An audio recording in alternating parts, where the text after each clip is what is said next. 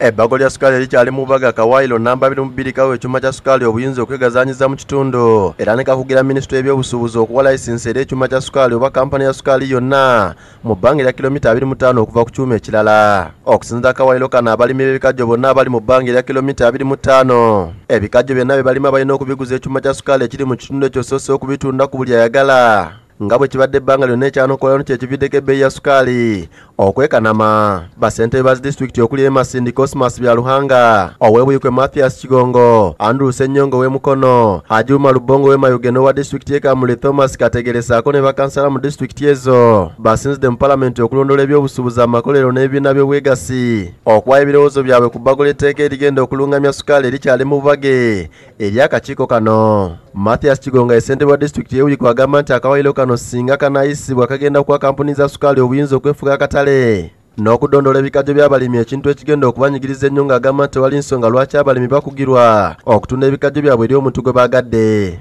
The word outgrower should be a person who has a sugarcane farm other than the nucleus estate of a miller.